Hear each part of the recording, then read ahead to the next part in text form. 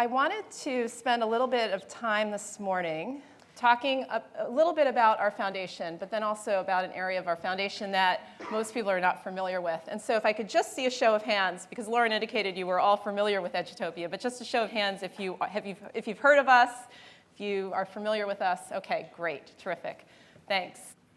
I'll talk very briefly about our mission and strategy. I want to talk about some research that we originated a couple of years ago related to rigorous project-based learning. You were one of the first audiences that we're sharing some of this work with. Our early findings, the research is still underway, but I could not think of a better audience to share what we're finding with than the PBL World folks. And then I really want to have an open discussion about what we're finding, about Edutopia generally, if there are areas of need that you have. Because really, our mission, and it very much starts here with George Lucas. I did not bring my lightsaber today, but this is George as a schoolboy. And this is a quote from George that very much grounds us in our work as we think about 21st century skills. And when we think of what kids need today and in the future, the ability to find information wherever they are, anywhere, anytime, to ensure that the information is accurate, and to apply that information to solve problems creatively or collaboratively. And I actually am going to have a board meeting tomorrow with George, and he will probably reference this because it really grounds us very much in the work that we do at the foundation. And Lauren mentioned Forbes, and it really was it was pretty amazing because as the questions came in from Forbes, the answer was so direct, without pause. The specific question, what is your best idea for reforming K-12 education right now? And his answer, of course, was project-based learning. And when we think about the skills, project-based learning, and our work at the foundation, our goal, our mission, is to shine a spotlight on what many of you are doing, what others out in the world of education are doing that's working. Our mission, we have been around for a little over 20 years, and our hope is that we can be a linkage to get the word out and encourage the adoption of best practices, to show people what's possible. Still, even in this day and age of the internet, it's astounding how many people define their education, knowledge, and experience by their zip code, what's available. I moved across country a couple of years ago to work for the George Lucas Educational Foundation. I came from Northern Virginia. And even though I've worked in education for many, many years, traveled around the country, I was still astounded to experience through my own children the differences in education that I had in Northern Virginia versus my move to California. And I moved to a distinguished school district. It's fabulous, but it was still, there were certain things that were missing that I talked to educators here and say, well, you know, in third grade, we had this great unit, and they were just, there's still a very local focus. And our hope is to help share, expand knowledge about what education can be, and to motivate people to take action. And we do that through media. Our currently, because over the years it's been different forms of media, it's through the internet. And I look at our work, we're pretty small, there are about 20 of us on staff. I look at what we do as being enablers. We try to enable innovators in education to share what they're doing. And I mentioned Susie, but I think there are a couple of other folks here in the audience today, and I just want to ask if you are a contributor to Edutopia, a blogger, either a guest blogger or an active blogger, could you please stand? All right, and back in the back. Great. Thank you. Because they're really what makes it work. We're the enablers that just try to expand and the audience and point people to institutions, to individuals, and to get the word out. We also have in our group a small media unit that is trying to build case studies, media-rich case studies on schools that work. And we've been doing this for many, many years at the foundation, but just in the last 2 years or so, we have moved to a more rigorous selection process around our schools and districts. We look for at least 3 years of positive trending data. whether it's academic, behavioral. We look for quantifiably defined data to show a school is working. We try to be somewhat flexible, but we want to ensure it's not just a one-time special hit. We look for scalability. Is the school or strategy or district strategy actually something that can be replicated or adapted elsewhere? If you haven't used the resource, I really encourage you to, because it's just a great way to tap into, by grade level, by subject, by strategy level, schools and districts and what they're doing. And the most recent installment was one that I think is very relevant to this group here, and hopefully you've had a chance to check it out. If you haven't, I encourage you. Manor New Technology High School. And I understand there's some Manor folks here. And they are doing phenomenal things, great work. We've tried to share through this package what's happening at Manor. It's really exciting, and we try to show not only what they're doing, but how, and sharing many of, internally we call them the artifacts, but some of the things like their schedule. How does their schedule work so they can ensure there's time for interdisciplinary studies and interactivity and projects throughout the day. And so terrific work, thank you. So here we all are at PBL World. Some of you have been here over the course of the last few days, and others have just arrived. And I wanted to get a little bit of feedback from all of you about project-based learning. And the first question I have for you, it relates to the Forbes question. Whether you agree, if you were asked the question, what is the best way to fix education right now, how many of you would answer project-based learning? Okay. Now, how many of you believe there's a movement to bring project-based learning into schools and districts? And keep your hands raised if you believe it's happening fast enough. Okay. Our audience that we serve at Edutopia, and when we started 20 plus years ago, a very critical part of our directive was to not just target one type in education. So we are not a teacher-only resource. Teacher leaders represent a big portion of the audience we serve, but we also strive to reach all people who need to be involved in education change and education improvement: administrators, colleges of education, policymakers, parents, et cetera. And so we are in constant touch with these, we call them change agents in education internally, because these are people who care, who are out there on the front lines looking at how to improve education. And so we hear from them through social media, through email, and then we conduct an annual pretty deep survey of what they're doing, what their needs are. And what we hear consistently is that they need more support when it comes to data that shows that the strategies will make a difference. They're believers, they're inspired, but they need to be able to go back and convince others. Many times parents who are looking at measurements and believing one way is the right way. And so, and I completely agree with the general response in the group that the urgency is there, it's not happening fast enough, and that's where we want to be a resource to help further the field. Here are a couple of quotes from one of our recent surveys, just reinforcing this point.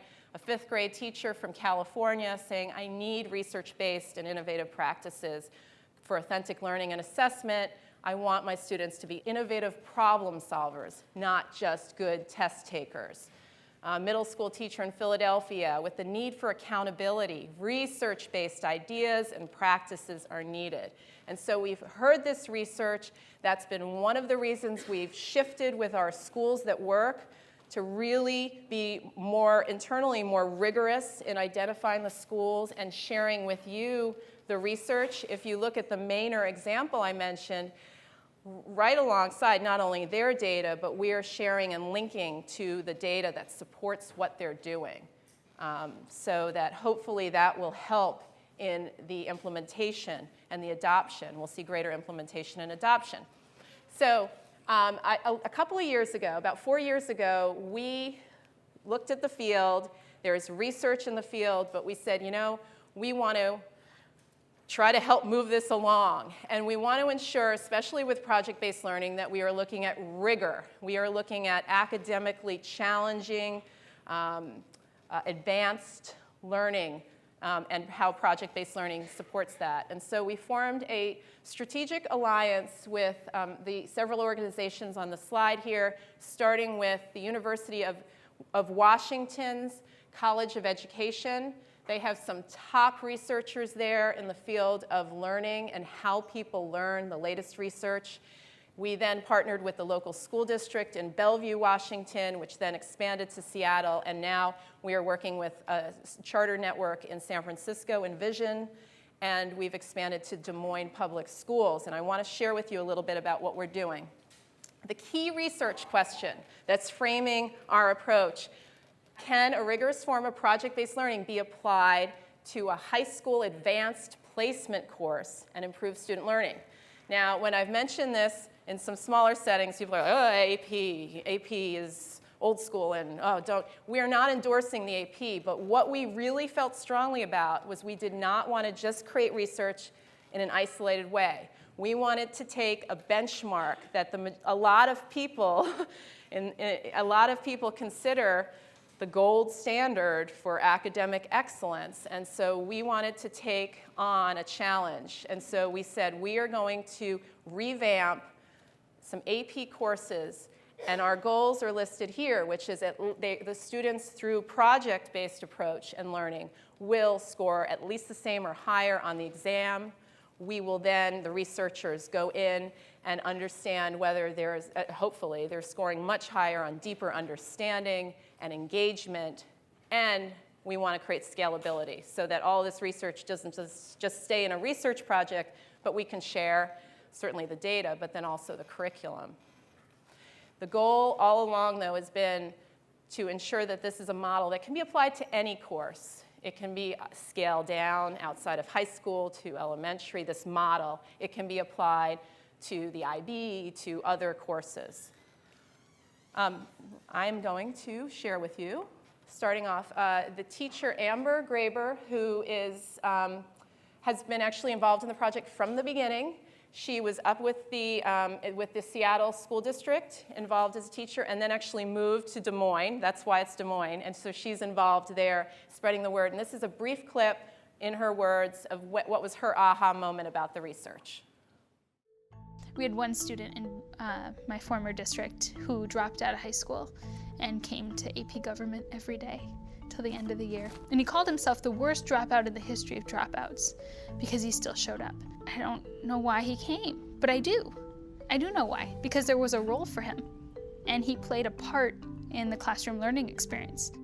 For him to drop out of high school, but still to come to that class, that was the moment in that first year that changed the way I thought about the course.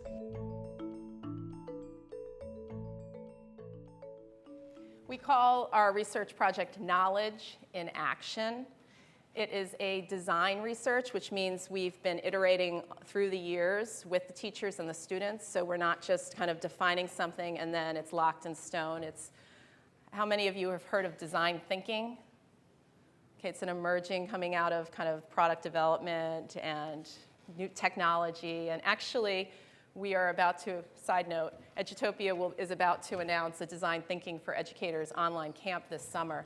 But it was really for the researchers about embracing this iterative, let's be responsive and evolve the course based on what we're learning. We've designed 2 courses to date, starting with the government and politics, moving to environmental sciences, and our goal has been to create an experience that serves all kids. While we started in a suburban environment in Washington State, we have moved into higher poverty areas in San Francisco and in Des Moines. And I'd like for you to hear directly from one of the chief principal investigators on the research, Walter Parker, describing our intentions in his words.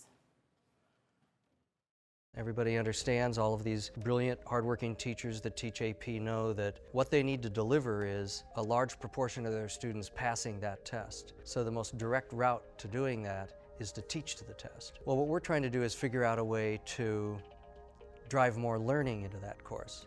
So in our courses, students are very often involved in a simulation. In the case of the AP Gov course, they're taking the role of a Supreme Court justice or somebody running a campaign or running for office. It's not communistic. What he wants to do is reinforce sharing the wealth among people who didn't earn it. reinforce the already existing programs such as Social Security. All we're doing is strengthening the social safety net so that we can have free trade that is also fair trade. There have been really two keys to the design of these courses, which has been that projects are the spine of the course. Our friends at the Buck Institute for Education like to describe it as the main course, not the side course, and we have adopted that principle. And then there's a learning cycles approach where the students revisit key questions through successive projects so that they can apply their knowledge and they can ensure that their understanding there's depth and transfer applied.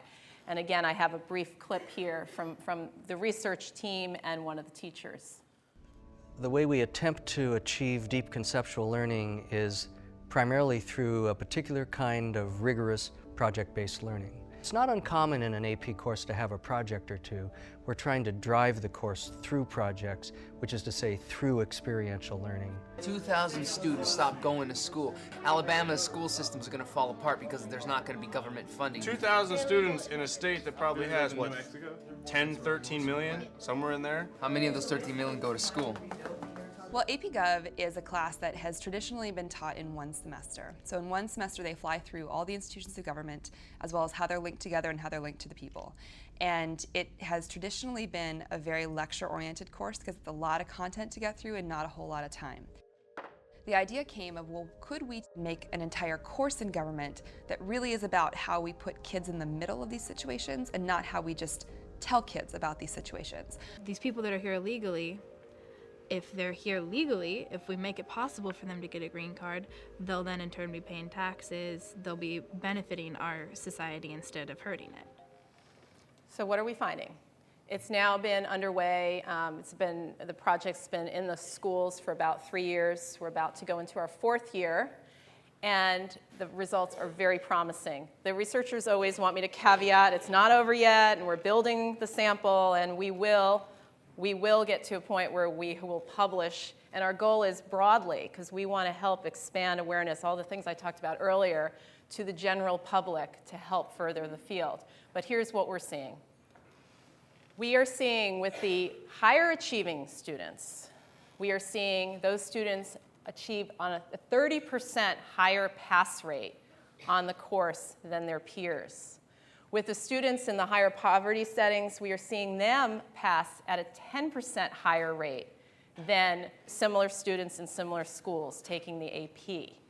We are then seeing not only a higher pass rate, but the scores themselves are higher on the students in the PBL classes compared to their peers.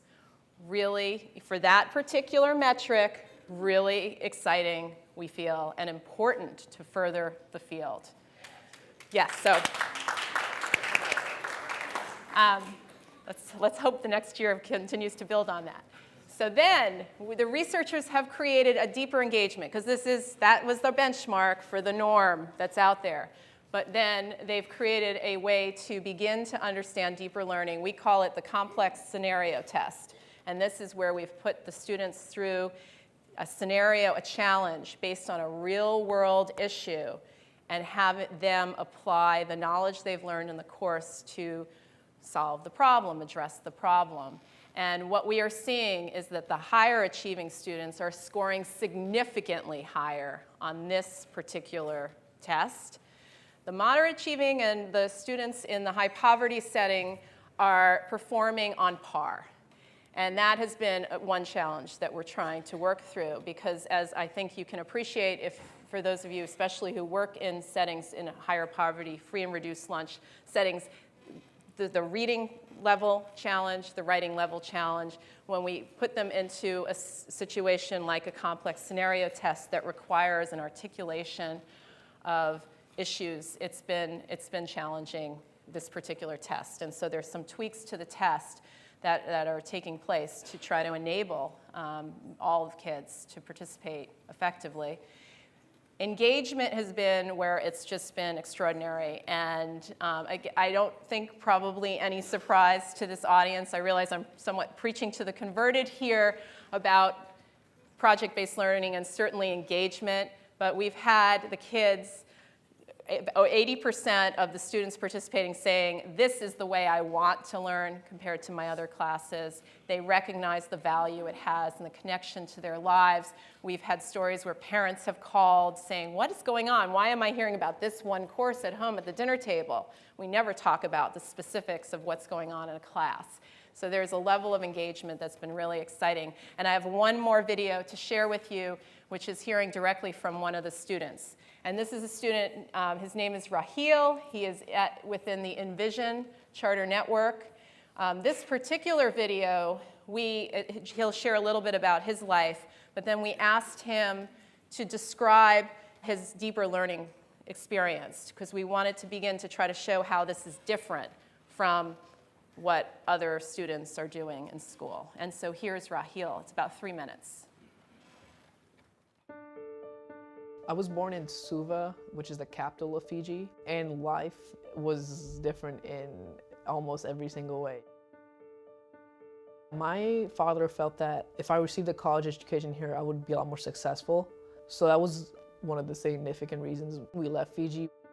I started 8th grade here, and I struggled academically at first. Coming here to Impact was really the key thing that helped me change, because I was given a chance to start over. My name is Raheel Maharaj, and I go to Impact Academy of Arts and Technology in Hayward, which is a small project-based learning school. We focus on a couple of really important leadership skills like collaborate productively, critical thinking, communicate powerfully, and complete projects effectively. So along with making sure that students are keeping up with the content, they're also getting these life skills that they'll need to be successful in college and in the workplace. An assignment that I had for my AP government class was the paper on federalism. This paper focused on the Constitution and analyzing the Constitution to determine whether the state or the federal government should be in charge of a specific issue. All the students were given the choice to pick any issue, and I picked immigration. The states recently have been passing laws, and the federal government has been deeming them unconstitutional. My family immigrated here, so it kind of pertained to me as well, and it really evoked something in me to research and see what the actual solution to that issue would be. After researching all the current affairs about immigration, I began looking for laws that would give powers to Congress or give powers to the states. Immigration is not specifically mentioned in the Constitution, so you have to analyze more generalized law and apply it. I came to the conclusion that the federal government should be in charge, because not only is the Congress responsible for national security, the rights should be consistent throughout every state, because we do as a nation believe in equality. I think deeper learning is when a student learns something beyond the content that we're supposed to, when they're able to apply their experiences or apply the knowledge that they receive from other classes into what they're doing. Learning something through deeper learning really means internalizing the information. Before coming to Impact, I wasn't really sure whether or not I had the right skills and grades to be able to go to college. Impact gave me the inspiration that I was going to have the skills to be successful in college. It is really important for me to go to college because it will give me the skills and knowledge that I need to succeed, which is the key reason that my parents came here, to ensure that my brothers and I have a successful career and a happy life. When I was watching that clip yesterday and following the tweets from your session, the session and the keynoter Yang Zhao yesterday, and when he was talking about confidence, and I was thinking about Raheel and just the fact that as he leaves the school environment, that as he talks about at the end of the clip, the level of confidence that he has in his abilities, that's what it's all about. And so in terms of our next steps, we're continuing the research, as I mentioned. Our goal is to when we're ready with enough data to support this and be able to roll it out, to do so. And I'm not sure when that will be. I certainly hope we're getting near that period. We're going to be next month down at the AP annual conference and actually keynoting at that conference to spread the word within that environment, because our hope is that that is also a great way to infuse a project-based approach in these courses. Teacher professional development has been one of the areas that has been actually one of the more challenging areas for us, and I think, again, this audience can appreciate that there's a significant shift in terms of how you move to student-driven versus teacher-driven course, and it's easier for some than others, and so there's a constant refinement there with the training and the supports for the educators, also throughout the school year, the supports in the classroom, the engagement supports and the scaffolding supports. And then on the curriculum level, the researchers have identified early on, and they've been working on this, a challenge they call the two worlds problem. But they found early on that, especially in these type of courses, the kids come in really in a mode of being very clear that their goal in this class is to do well on the AP course. And that's what they're there for. And so early on when we were introducing this approach, it was difficult and not for many of these students, because they felt like, why am I spending time on these projects? I need to just know what I need to know so I can get a good grade on the test. And there's been a culture for these kids that's created this dynamic that has been these two worlds of I need to do well on the test, but I also need skills outside of this particular class. And so we've really been trying to connect more directly, very clearly, the projects with what they need to know on the test, and just trying to make it a little bit clearer, but it's an interesting cultural issue of change and shift and comfort level for the kids to begin to experience learning in this way for many of the kids. Finally, if you're interested in staying connected on the research, the best way to do so is through one of these items here. Our weekly e-newsletter is a really quick glance perusal at what's going on, and that will certainly be a venue where we'll share information, and then certainly on social media and through our online community. Thank you.